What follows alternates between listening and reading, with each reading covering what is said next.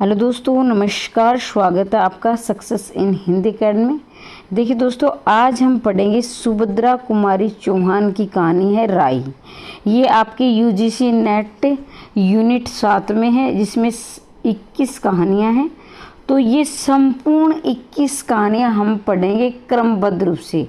मैंने 3 कहानियाँ आपको पढ़ा दी है, वो वीडियो डाल दी है, ठीक है। पूरी प्लेलिस्ट मिलेगी 21 की 21 कहानियों की, और इनकी पीडीएफ भी मिलेगी।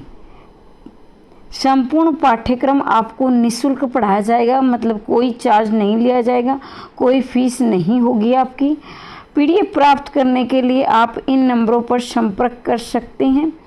पीडीएफ प्राप्त करने के लिए आपको 1499 रुपये का चार्ज देना होगा, जिसमें आपके 3 पेपरों की तैयारी हो जाएगी, जो आपके यूजीसी नेट, फिर ऑब्जेक्टिव पेपर होता है, फिर हरियाणा में लिखित पेपर भी होता है। तो यहाँ से 1499 रुपये में मात्र आप तीनों पेपरों की तैयारी कर सकते हैं, ठीक है। कोई आपको ज़बरदस्ती नहीं, अच्छा लगे तो ले लेना, नहीं तो निःशुल्क रूप से पढ़ते रहना, ठीक है। अगर आप पहली बार चैनल पर आए हैं तो चैनल को सब्सक्राइब अवश्य कर लें, क्योंकि आपको टीजीटी से लेकर असिस्टेंट प्रोफेसर तक की तमाम हिंदी से संबंधित जानकारी दी जाती है। देखिए, शुरुआत करते हैं। सुभद्रा कुमारी चौहान की है राही कहानी। इस कहानी को पढ़ने से पहले हम थोड़ा सा सुभद्रा कुमारी चौहान के बारे में जानेंगे। उनका कहाँ मतलब माफ़ कीजिए, कहाँ उनका जन्म हुआ, कौन सी उनकी रचनाएं रहीं, और साहित्य के क्षेत्र में क्या उनका योगदान रहा है। तो मेरी जो पुराने वाले अभ्यर्थी हैं जानते हैं, और जो नए आए हैं उनका स्वागत है, अभिनंदन है। उनकी जानकारी के लिए मैं बता दूं कि मेरी वीडियो में कभी भी नहीं कहती कि आप बैठ कर देखो, काम करते करते सुन लिया करो, क्योंकि मैं एक बात को 2-3 बार रिपीट करती हूँ, ताकि वीडियो देखते देखते आपके मस्तिष्क में उतर जाए, दोबारा आपको कोई चीज़ पढ़ने की आवश्यकता ना पड़े। ज़्यादा से ज़्यादा प्रीवियस पेपर सोल्व कर लेना, ये मेरी गारंटी है। वीडियो देखने के बाद आप खुद कहोगे कि हमें बिल्कुल याद हो गया है। यहीं पर याद करवा दूंगी, वीडियो बंद करोगे तब आपको पूरा याद मिलेगा, ठीक है।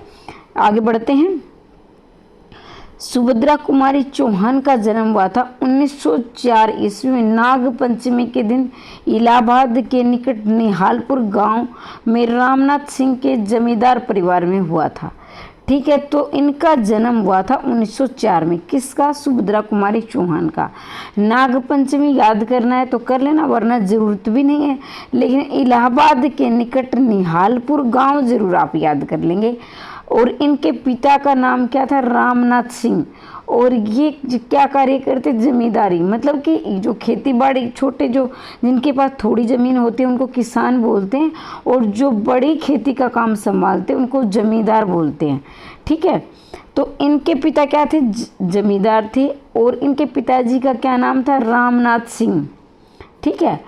और इनका जन्म हुआ था 1904 ईस्वी में इलाहाबाद के निकट निहालपुर गांव में, ठीक है। याद हो गया होगा, उम्मीद करती हूँ।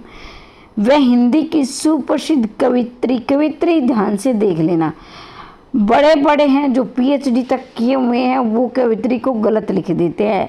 कवि ऐसे लिखा जाता है तो कवि वह पर मात्रा हटाकर, कवि में जो ई की मात्रा लगी है, छोटी ई की मात्रा हटाकर आपको यह पर लगा देनी है। यह पर भी छोटी ई की मात्रा आएगी, तो वह पर से मात्रा हटाकर यह पर लगा देनी है, कवित्री। तो कवित्री लेखिका स्वतंत्र सेनानी थी। लेखिका स्वतंत्रता सेनानी मतलब कि इन्होंने आज़ादी में अपना योगदान दिया था। जब आज़ादी की लड़ाई हुई थी तो ये जेल गई थी, ठीक है। तो देश की स्वतंत्रता में भी इनका काफ़ी योगदान रहा है।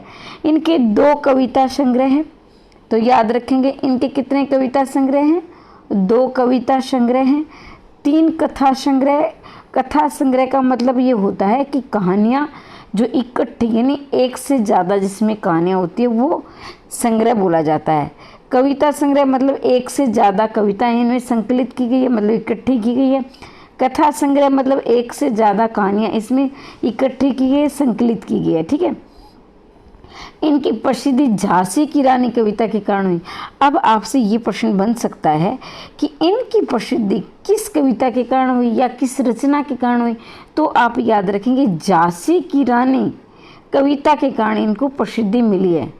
ठीक है, तो याद रखेंगे इनकी 2 कविता संग्रह है और 3 इनकी कथा संग्रह है। और इनकी जो प्रसिद्धि मिली है, इनको जो प्रसिद्धि मिली है वो झांसी की रानी से मिली है। अब इनके काव्य संग्रह मतलब कविता संग्रह में बात कर लेते हैं, जो मुकुल और त्रिधारा। अभी मैंने थोड़ी देर पहले आपको बताया था कि इनके 2 कविता संग्रह और काव्य संग्रह एक ही बात है, कोई अलग अलग बात नहीं है। काव्य संग्रह मतलब 2 है, मुकुल और त्रिधारा। ठीक है, मुकुल और त्रिधारा क्या है, काव्य संग्रह, जो 2 हैं। अब इनकी कहानी संग्रह पर बात कर लेते हैं। कहानी संग्रह इनके कितने थे, 3 थे कहानी संग्रह। तो कहानी संग्रह में आप देखेंगे बिखरे मोती 1932 ईस्वी में लिखा गया था कहानी संग्रह। और इसमें कितनी कहानियां संग्रह है, मतलब कितनी कहानियां संकलित है, इकट्ठी की गई है 15 कहानियां। बिखरे मोती 1932 में 15 कहानियां हैं। पूछ लिया जाएगा कि बिखरे मोती में कितनी कहानियां संकलित है, तो आप याद रखेंगे बिखरे मोती में 15 कहानियां संकलित है। उन्मादिनी इनका दूसरा कथा संग्रह मतलब कहानी संग्रह 1934। उन्मादिनी 1934, इनमें कितनी कहानियाँ हैं, 9 कहानियाँ हैं। ठीक है, उन्मादिनी 1934 9 कहानियाँ। सीधे साधे चित्र 1947, सीधे साधे चित्र 1947। और इसमें कितनी कहानियाँ, 14 कहानियाँ। एक बार फिर से रिपीट कर देती हूँ, ध्यान से सुनेंगे आप। इनकी कितनी कहानी संग्रह है, 3 कहानी संग्रह है। पहला कहानी संग्रह बिखरे मोती 1932 15 कहानियाँ। दूसरा कहानी संग्रह उन्मादिनी 1934 9 कहानियाँ। सीधे साधे चित्र 1947 14 कहानियाँ। तो उम्मीद करती हूँ याद हो गया होगा। आगे बढ़ते हैं। सुभद्रा कुमारी चौहान ने कुल 46 कहानियाँ लिखी है। सुभद्रा कुमारी चौहान ने कुल कितनी कहानियाँ लिखी है, 46 कहानियाँ लिखी हैं। सुभद्रा कुमार की जीवनी उनकी पुत्री सुधा चौहान ने लिखी है, मिला तेज से तेज नामक पुस्तक में लिखी है। तो यहाँ आप याद रखेंगे, ये कई बार ये प्रश्न बना है कि सुभद्रा कुमारी चौहान की जीवनी का क्या नाम, मिला तेज से तेज। मिला तेज से तेज का मतलब है कि एक तो अपने पापा को तेज बोला है उन्होंने और एक अपनी मम्मी को तेज बोला है। तो इन्होंने 1 इंच मुस्कान, इन दोनों का इकट्ठा नहीं है, सुभद्रा कुमारी चौहान और इनके पति राजेंद्र, हाँ राजेंद्र ही ऐसा नाम है चौहान का। तो ये इसलिए इन्होंने लिखा मिला तेज से तेज, अपने पापा और मम्मी को मिला तेज से तेज नाम से इन्होंने क्या उनके नाम पर जीवनी लिखी है। और इनकी बेटी का नाम क्या है, सुधा चौहान। इनकी बेटी का क्या नाम है, सुधा चौहान। और मिला तेज से तेज इन्होंने जीवनी लिखी है अपने मम्मी पापा का। वैसे ये नाम मतलब वैसे यही आता है कि सुभद्रा कुमार की जीवनी का क्या नाम है, तो आप याद रखेंगे मिला तेज से तेज। और लेखिका कौन है, सुधा चौहान, जो इनकी खुद की बेटी है। और सुभद्रा कुमारी चौहान ने कितनी कहानियाँ लिखी है, 46 कहानियाँ लिखी हैं। ठीक है, सीधे साधे चित्र सुभद्रा कुमारी चौहान का अंतिम कथा संग्रह है। अब प्रश्न ये बनेगा, सुभद्रा कुमारी चौहान का अंतिम कथा संग्रह या कहानी संग्रह कौन सा है, तो याद रखेंगे सीधे साधे चित्र। और ये कब लिखा गया था, 1947 में।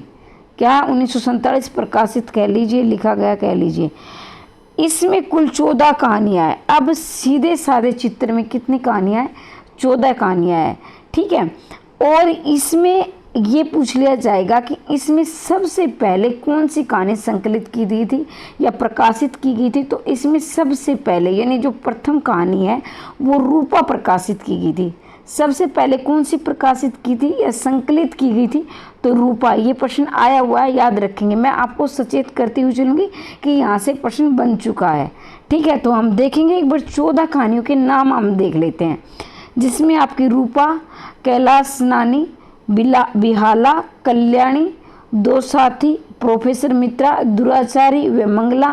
इन 8 कहानियों की कथा वस्तु नारी प्रधान और पारिवारिक समस्याओं पर आधारित है। मतलब कहने का प्राय है, वैसे तो इनमें 14 कहानियाँ हैं इसमें सीधे साधे चित्र में, जो 1947 में प्रकाशित हुआ था। लेकिन इनकी जो पहली कहानी है इसमें क्या है, रूपा कहानी है। पहली कहानी संकलित कौन सी, रूपा। और 8 कहानियाँ ऐसी हैं जिन पर नारी प्रधान यानी नारी को एक समाज में रहकर, एक परिवार में रहकर कितनी समस्याओं का सामना करना पड़ता है उस समय। देखो भाई, अब उस समय की बात को लेकर और आज की बात को आप याद रखो, तो उस समय कितना मतलब अभी भी मतलब मानते कि वह अभी पूरा दर्जा मिल गया, नारी क्या है, नारी को पुरुष के समान अधिकार दिए गए। पर मैं क्योंकि मैं गांव से संबंध रखती हूँ, तो मैं आसपास देखती हूँ अभी भी जो होना चाहिए वो नहीं मिला है। क्योंकि एक जो देहाती वैसे काफ़ी बदलाव आया है, ऐसा नहीं कि बदलाव नहीं आया है, तभी तो हम पढ़ रहे हैं।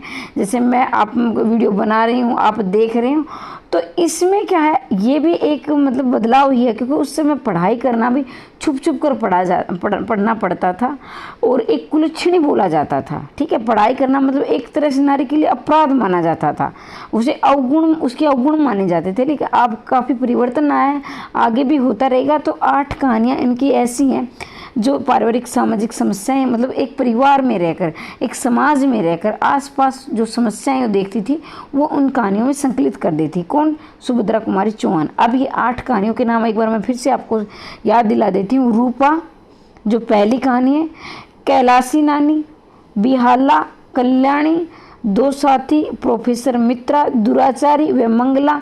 इन 8 कहानियों की कथा वस्तु नारी प्रधान पारिवारिक सामाजिक समस्याएं हैं।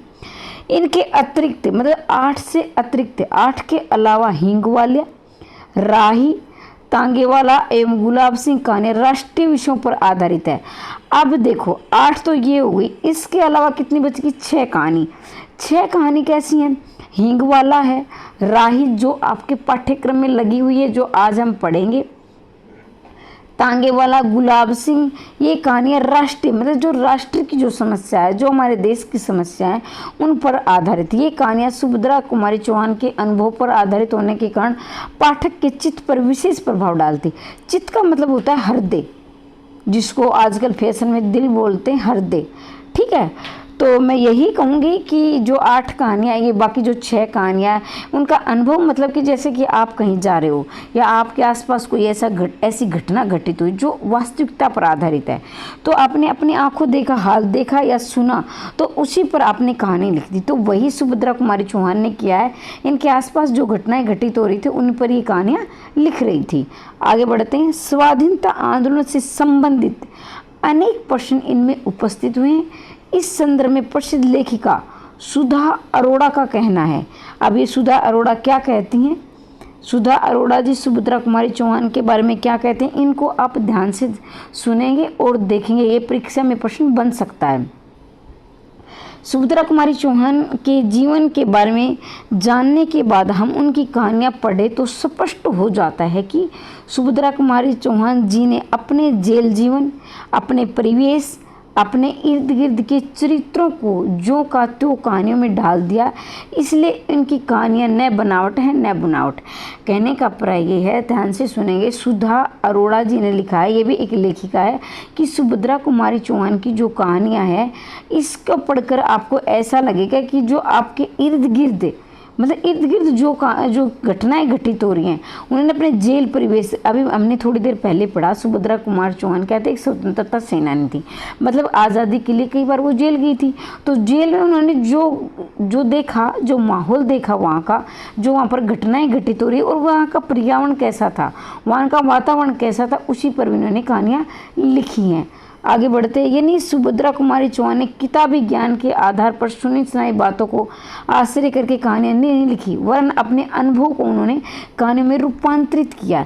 मतलब कि ये नहीं कि जैसे हम और आप कहानियाँ लिखते हैं, तो आपने क्या किया, कोई कहानी किताब में पढ़ ली और आपने उसी को थोड़ा बहुत चेंजमेंट करके, जैसे पात्रों के नाम बदल दिए या फिर कोई थोड़ी सी क्या है घटनाक्रम, या तो थोड़ा छोटा कर दिया, थोड़ा बड़ा कर दिया, तो उन्होंने ऐसी कहानियाँ नहीं लिखी।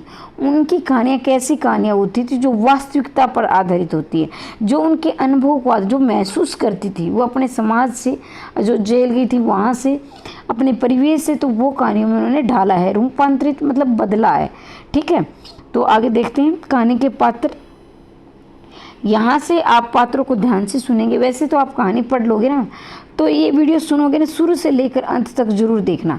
मैं ये गारंटी से कहती हूँ कि अगर आपने ये वीडियो सुन ली ना, तो आप प्रश्न भी यूँ चुटकियों में लगा दोगे, ध्यान से सुनोगे तो। ठीक है, और चैनल को सब्सक्राइब कर लेना भाई, क्रमबद्ध क्लास आपको मिलेगी। राही मांगरोरी जाति की गरीब महिला है, जिसे अनाज की चोरी के जुर्म में जेल में डाला गया है, आंदोलन में जेल गई है। अब राही इसमें क्या है, एक महिला पात्र है जिस कहानी का नाम ही क्या है, राही। तो ये शीर्षक कहानी का लेखिका ने राही नाम की एक महिला पर ही दिया है। तो राही नाम की एक महिला है जो मांगरोरी जाति से संबंध रखती है। मांगरोरी मतलब कि ये होते हैं ना जो आप देखते हो अपने आस पड़ोस में, जैसे कि स्टेशन पे रहते हैं, जिनके पास घर बार नहीं होता, मांग कर खाते हैं, कोई काम धंधा नहीं होते, कोई शिक्षा नहीं होती, तो वो जाति मांगरोरी जाति होती है, जिसे अनाज की चोरी के जुर्म में जेल में डाला गया है, आंदोलन में जेल गई है। ठीक है। अनीता एक संपन्न वर्ग की समाज सुधारक तथा स्वतंत्रता सेनानी, तथा ये सेनानी आएगा, ये स्वतंत्रता सेनानी, ये प्रिंट में नहीं आया है तो याद रखेंगे स्वतंत्रता सेनानी। तो अनीता एक संपन्न मतलब कि एक अच्छे परिवार से संबंध रखती है, जैसे जो साधन संपन्न परिवार है, जैसे पैसे की कोई दिक्कत नहीं हो, शिक्षा संपन्न हो, हर प्रकार से संपन्न हो, मतलब सब कुछ एक जो होना चाहिए वो सब कुछ उनके पास हो। एक समाज सुधारक मतलब समाज में सुधार करना चाहती है, आज़ादी के लिए जेल गई हुई है। अन्य पात्र या गुण पात्र एक ही होता है, तो गुण पात्र का ये या अन्य पात्र एक ही बात है। राही का पति है, राही के बच्चे, अनीता के पिता, केवल नामों लिखिए, ये इनका क्या है, स्त्री जेलर, मतलब इनका सिर्फ नाम आया है, कोई मतलब ये कहानी को आगे बढ़ाने में इतना इनका योगदान नहीं है जितना राही और अनीता का है।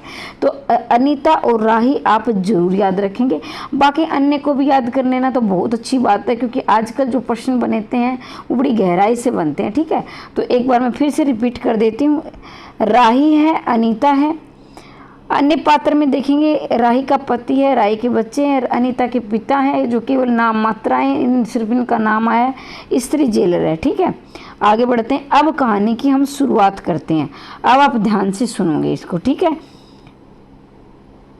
ये कहानी सुभद्रा कुमारी चौहान के जेल के अनुभव पर आधारित है, मतलब सुभद्रा कुमारी चौहान है जो हमारी लेखिका, वो जेल गई है, उन्होंने जेल में ये वातावरण देखा है, ये घटना देखी है। इस कहानी में मुख्य दो पात्र, एक राही और एक अनीता जेल में है, मतलब दो पात्र हैं इसमें, राही और अनीता दोनों ही क्या है, स्त्री पात्र, और दोनों ही क्या है, जेल में है। दोनों का आपस पर वार्तालाप होता है, मतलब दोनों मतलब आपस में बातचीत करती हैं, और ये दर्शाया गया है, ये दिखाया गया है।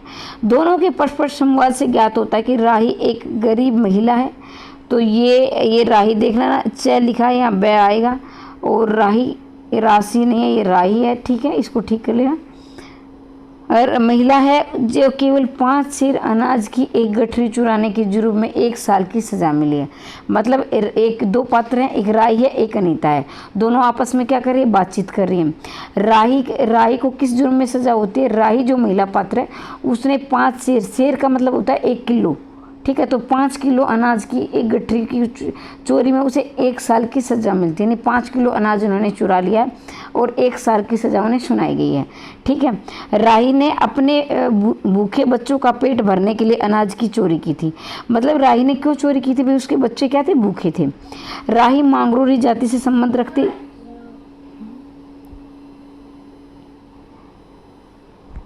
तो यहाँ से आप याद रखेंगे राही किस जाति से संबंध रखती है, राही मांगरोरी जाति से संबंध रखती है। ठीक है, तो ये प्रश्न बन सकता है कि राही की जाति क्या है, तो ये मांगरोरी है, जिसे समाज ने में कोई मजदूरी मिलने की अनुमति नहीं थी, उन्हें केवल मांग कर ही पेट भरना पड़ता है, यदि भीख नहीं मिलती तो चोरी करनी पड़ती थी। मतलब कि उस समय के ज़माने की बात है, तो उस समय क्या होता था भाई, मांगरोरी जाति के जो स्त्री पुरुष ने जो परिवार होता था उन्हें काम नहीं देते थे, लोग उन्हें नीच समझते थे, मतलब तुच्छ समझते थे और खुद को बड़ा समझते थे। तो ये क्या है, काम भी कोई नहीं देता।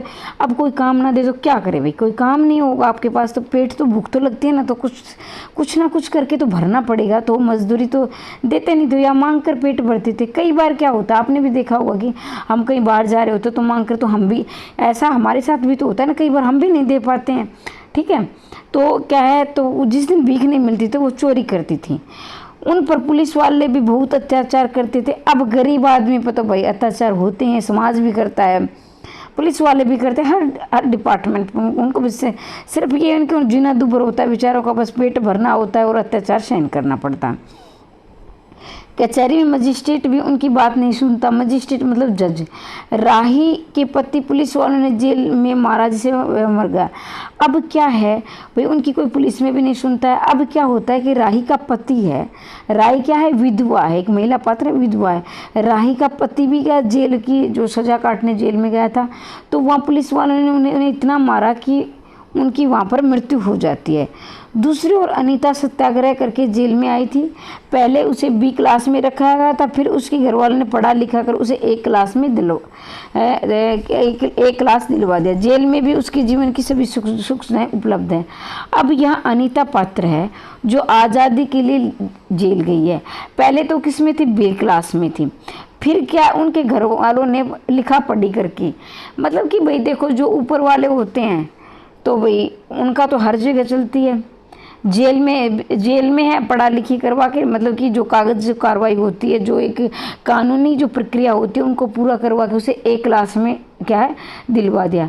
जेल में भी मतलब कि अनीता है, यहाँ देखोगे आप एक अमीर और गरीब के बीच की खाई आप यहाँ समझोगे। अनीता संपन्न परिवार से संबंध रखती है, वो सत्याग्रह के लिए जेल गई है, मतलब आज़ादी के लिए जेल गई है, परंतु जेल में रहकर भी वो सारी सुख सुविधाएं भोग रही है, उसे कोई जेल का एहसास नहीं होता।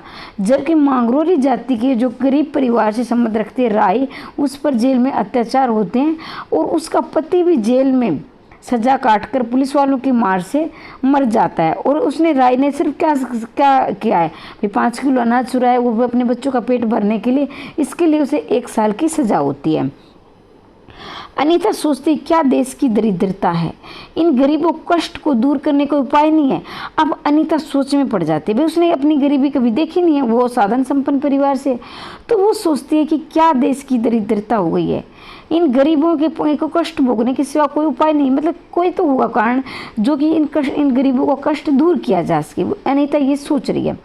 जेल में आकर हम जैसे लोग कौन सा बड़ा त्याग कर देते हैं, वो अपने ऊपर ही सोच रही कि अगर मैं जेल में आई हूँ तो हमने लोगों ने कौन सा बड़ा त्याग कर दिया, भाई सही है, सारे साधन संपन्न है, सब कुछ है, उन्हें ऐसो आराम मिल रहा है, जबकि क्या है इन लोगों की क्या दशा है, जेल में कौन सा कष्ट रहता है। जेल में छूटने के बाद कांग्रेस को राज्य की सत्ता मिलते ही हम मिनिस्टर, स्थानीय संस्थानों के मेंबर क्या क्या हो जाते। अब ये इस समाज की उस समय भी ये वास्तविकता थी और आज भी, भाई वो दिखावे के लिए जेल जाते हैं, भाई 1-2 साल जेल जाएंगे, वहाँ सब कुछ सुख भोगेंगे और फिर बाहर आकर वो क्या करेंगे। उस समय कांग्रेस का राज होता तो इसलिए बोला गया, तो क्या किसी मेंबर या तो किसी संस्था से जुड़ जाएंगे, क्या राजनीति में आ जाएंगे तो अच्छा नाम कमाएंगे, पद कमाएंगे, अच्छे पैसे कमाएंगे, क्या जिंदगी फिर और ऐसो आराम से। कल तक तो खादी भी नहीं पहनते थे, कांग्रेस का मजाक उड़ाते थे, कांग्रेस के हाथों में थोड़ी शक्ति आते ही कांग्रेस भक्त बन गए, खादी पहनने लगे, यहाँ तक कि जेल में भी दिखाई पड़ने। वास्तव में देशभक्ति है, सत्ता भक्ति है, मतलब कह रहे कि कल तक कांग्रेस का मजाक उड़ाते थे, वो खादी नहीं पहनते थे, अब क्या है सिर्फ दिखाव के लिए जेल में आते हैं, मतलब कि ये दिखाना कि ये एक तरह से देखा जाए तो ये सत्ता भगती है। कहने का मतलब ये है कि वो सिर्फ है कि हम देश के लिए जेल में जा रहे हैं, पर ऐसा कुछ नहीं, वास्तविकता से बहुत दूर है। वो जेल में जाएंगे फिर क्या राजनीति में आ जाएंगे, तो ये कोई देशभक्ति नहीं, ये क्या सत्ता भगती है। मतलब सत्ता भक्ति इसलिए कहा गया है कि उस समय अंग्रेजों का राज था, तो सत्ता किसकी सत्ता थी, मतलब राज किसका था, अंग्रेजों का था, ठीक है। तो मतलब ये कोई आज़ादी की लड़ाई नहीं है, ये क्या है अपनी पद और प्रतिष्ठा की लड़ाई है। ये ऐसा कौन करे, अनीता सोच रही है। ये सोचते सोचते उसमें आत्मग्लानि हुई, मतलब आत्मग्लानि का मतलब अंदर अंदर बेइज्जती महसूस करना, शर्मिंदा होना, और साथ ही साथ आत्मानुभूति भी, मतलब अपने आप ही महसूस कर रही है, वो किसी को दर्शा नहीं रही है, या वो अपने आप ही सोच रही है और अपने आप ही ग्लानि यानी बेइज्जती महसूस कर रही है, शर्मिंदगी उसे महसूस हो रही है। अनीता की आत्मा बोल उठी, वास्तव में सच्ची देशभक्ति तो इन गरीबों के कष्ट के निवारण में, हजारों लोग लाखों भूखे नंगे भाई बहनों के यदि हम कुछ भी सेवा कर सके, तो थोड़ा कष्ट निवारण कर सकें, तो सचमुच में अपने देश की कुछ सेवा कर सकेंगे। यहाँ देखो कितनी गहरी और मार्मिकता है। उन्होंने कहा है कि ये कोई देशभक्ति नहीं कि हम जेल में गए फिर बाहर आकर हम क्या किसी राजनीति में आ गए, बल्कि क्या है सच्ची देशभक्ति तो इन गरीबों के कष्टों को दूर करने में है। इन हजारों लाखों भाई बहन क्या भूखे हैं, अगर हम इनका पेट भर दें, इनकी कुछ सेवा कर दें, तो थोड़ा सा कष्ट निवारण करें, यानी कि इनका सिर्फ हम पेट भी भर दें, तो सचमुच में तो ये देशभक्ति होगी, ये देश की सेवा है। आगे बढ़ते हैं। कहानी के अंत में अनीता सोपन देखती है वो किस प्रकार मांगरूरी जाति का कल्याण कर सकती है। अब वो क्या है, सोपन देख रही है, अनीता है सोपन देख रही है, जो स्वतंत्रता सेनानी है, देश की आज़ादी के लिए जेल में गई है। वो सोच रही है कि जिस प्रकार मांगरूरी का वो किस प्रकार से मांगरूरी जाति का जो कल्याण कर सकती है। अब उसमें वास्तविकता से जो देश की सेवा है, जो राष्ट्र की सेवा, उसमें वो उसका शीशा वो देख चुकी है और वो महसूस कर रही है। सोपन में मांगरूरी लोगों के गांव में जाती है। वो सोपन में क्या करते हैं, मांगरूरी जो गांव है यानी मांगरूरी जाति के जो लोग रहते हैं उस गांव में जाती हैं। वहाँ एक उनके लिए छोटा सा आश्रम खोलती है। अब वो क्या प्रयास करती है, ऐसा वो वास्तव में नहीं करी अभी तक तो वो सोपन में सोच रही है, सपने में सोच रही है कि वहाँ छोटा सा एक आश्रम खोलती है, वो आश्रम खुलवा देती है। आश्रम में वो बच्चों को पढ़ाती है तथा स्त्रियों को सूत कातना सिखाती है। अब वो सपने में क्या करती है, आश्रम खोलती है, फिर क्या करती है, बच्चों को पढ़ाते हैं, क्योंकि भाई बच्चे उनके पास तो पैसे नहीं है, भीख मांगते तो कहाँ से पढ़ाएंगे बच्चों को, कहाँ से फीस लाएंगे, कहाँ से पुस्तकें लाएंगे। अब क्या है, वो जो है जो महिलाएं हैं वो क्या है, उनके पास कोई रोजगार नहीं है, पढ़ी लिखी तो वो है नहीं, और कोई उनको मजदूरी कोई देता नहीं है, तो वो क्या करती है, उन स्त्रियों को सूत कातना सिखाती है। उस समय के ज़माने में, आज़ादी से पहले का समय में, सूत कातना मतलब कि सूती कपड़े पहनती, तो सूत कातना चरखे से कातना पड़ता था, जो कि एक लघु उद्योग या कटु उद्योग बोला जाता, लघु उद्योग मतलब छोटा कुटीर उद्योग यानी छोटा उद्योग बोला जाता था। दूसरी तरफ मर्द कपड़ा बुनने, रुई धुनवाने का कार्य करते। आपने देखा होगा, कई बार मैंने तो देखा है, जब मैं छोटी थी, जैसे रजाई भरवाते हैं तो उसको एक डंडे से कूटते हैं, ऐसे ऐसे करके, मतलब अलग अलग बराबर सा किया जाता है। तो उसमें क्या पुरुष क्या करते हैं, रुई धुनते हैं, और क्या उसको में रजाई में जो होता है बराबर सा वो कॉटन डाला जाता है, तो वो डाल रहे हैं, और स्त्रियाँ सूत काट रही है चरखी से। उन्हें धार्मिक पुस्तकें सुनाई जाती है, मतलब उनमें क्या है, अब क्या है, जब उनको काम देना पड़ता है तो जो वो चोरी करना सीख गए हैं, ये बहुत सारे ऐसे हैं जो उनमें विकार आ गए, मतलब अवगुण आ गए, तो उनको भी तो दूर करना, एक अच्छा इंसान भी बनाना है। तो वो क्या करें, उन्हें धार्मिक पुस्तक, अब अनपढ़ पढ़ सकते नहीं, तो वो क्या करते हैं, धार्मिक पुस्तक में उनको पढ़ के सुनाती है। यानी धर्म के जो नियम है, किसी का बुरा नहीं चाहना, समाज में एक दूसरे का सहयोग करना है, तो ये बातें सिखाती है। देश के लिए तात्कालिक हालतों के बारे में बताया जाता है। अब वो इनसे क्या है, उनको ये बताती है कि जो अपने देश में अभी फिलहाल क्या घटनाएं घटित हो रही है, कैसे हमारा देश चल रहा हुआ है, और कैसे हमारे देश की दुर्गति हुई, सारी बातें उनको बताती है। एक मिनट के लिए, वह भीख मांगने व चोरी करने वाले लोग वो धीरे धीरे आदर्श ग्रामवासी बन जाते हैं। मतलब जो भीख मांगते हैं, चोरी करते हैं, तो धीरे धीरे क्या वो परिवर्तन क्या करती है कि आदर्श ग्रामवासी, मतलब कि सबके पास क्या है, साधन हो गए हैं, कमाने खाने का काम शुरू हो गया, पढ़ लिख गए हैं, तो ये सारे काम वो सपने में कर रही है। रहने के लिए छोटे छोटे घर बना दिए गए। अब उनके पास रहने का क्या है, जगह भी मिल गई, उनके घर भी बन गए हैं। राई के अनाथ बच्चों को अनीता अपने साथ रखने लगती है। अब वो सोच रही है कि राई के अनाथ बच्चे थे, राई के अनाथ बच्चे, उनके पति, उनका राई का पति मर चुका था, अब राही के अपने वो उनके अपने साथ रखने लगती है। इस प्रकार सुखद सपन देखती है, मतलब इतना, मतलब वो जो सोचती है वो ऐसा सपना देखती है। जितने में सुबह हो जाती है, अब क्या वो रात में ऐसा सपना देख रही है, अब सुबह हो जाती है। स्त्री जेलर उसे जगाकर बोलती है कि आपके पिता बीमार है, इसलिए आपको जेल से छोड़ा जा रहा है। अनीता अपने सपनों को सच्चाई में परिवर्तित करने की मधुर कल्पना लेकर घर चली जाती है। अब क्या वो सुबह उठती है तो इतने में जेलर आते उसे जगाकर बोलते हैं कि आपके पिता बीमार है, आपको जेल से छोड़ा जा रहा है, अब आप क्या घर जा सकती है। तो ये बात सुनकर उसको बड़ी खुशी होती है कि अब जो सपना उसने देखा था रात में वो उसको साकार कर सकती है। अब वो क्या है, वास्तविकता में यानी वास्तव में करने की सोच रही है। अब तक तो सिर्फ उसने सपना देखा था, लेकिन अब वो क्या करेगी, वास्तव में करेगी, मतलब सच्चाई के धरातल पर उसे उतारना चाहती है। यदि गरीबों को आत्मनिर्भर बनाया जाए, वे चोरी करना छोड़ देंगे और इसी से भारत देश का कल्याण भी निश्चित रूप से होगा। मतलब वो सोच रही कि अब मैं गरीबों को आत्मनिर्भर यानी कि अपने पैरों पर खड़ा करना है। जैसे आप सोचते हो, जैसे आप में से कुछ ऐसे हैं जो बिल्कुल कुछ नहीं करते हैं, तो कोई असिस्टेंट प्रोफेसर की तैयारी कर रहा है, तो भाई हम किस लिए कर रहे हैं, पैसों के लिए कर रहे हैं, आत्मनिर्भर बनने के लिए कर रहे हैं। और जो अगर हम आत्मनिर्भर बन गए तो बहुत से विकार हमारे दूर भी हो जाते हैं, ये वास्तविकता है। गरीब भुखमरी जैसे भयानक समस्या देश में समूल नष्ट हो जाएंगी। मतलब अगर ये आत्मनिर्भर अपना कमाना खाना सीख जाएंगे तो क्या है, गरीबी दूर हो जाएगी, भुखमरी भी दूर हो जाएगी और देश की समस्याएं खत्म हो जाएगी। देश में सभी को जीवनोपयोगी साधन, रोटी कपड़ा मकान। अब क्या है, जीवन चलाने के लिए तीन जरूरी होती है, रोटी कपड़ा मकान। तो वो सोच रही है कि सभी के पास रोटी कपड़ा मकान होगा तो अपने आप साधन संपन्न देश हो जाएगा, देश क्या है एक अच्छे रास्ते आदर्श देश बन जाएगा।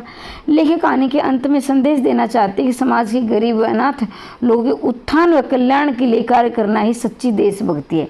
मतलब कहानी के अंत में लेखिका कहती है कि जब गरीबों की, अनाथ बच्चों की मदद करना, देश के लिए कार्य करना ही सच्ची देशभक्ति है। ठीक है, तो ये हमने कहानी पढ़ी। कहानी आपको कैसी लगी अभी आपको जाना नहीं है, मैं कुछ महत्वपूर्ण उदाहरण या कथन पढ़कर और सुना देती हूँ ताकि ये हो सकता है ये पूछ लिया जाए। तूने चोरी क्यों की? मजदूरी करती थी तभी तो दिन में 3-4 आने पैसे मिल जाते। हमें मजदूरी नहीं मिलती सरकार, हमारी जाति मांगरोरी है, हम केवल मांगते खाते हैं। इसमें क्या है, ये कह रही है अनीता, उसको कह रही है, इसको कह रही है राही को कि तूने चोरी क्यों की? मजदूरी करती तभी तो 3-4 पैसे मिल जाते। तो वो कहते हैं हमें मजदूरी नहीं मिलती सरकार, हमारी जाति मांगरोरी, हम केवल मांग कर खाते हैं। ये कह रही है, राही कह रही है। और अनीता और राही आपस में बातचीत कर रहे हैं। अगला कथन देखिए, देश की दरिद्रता और इन गरीबों के कष्ट को दूर करने का कोई उपाय नहीं है।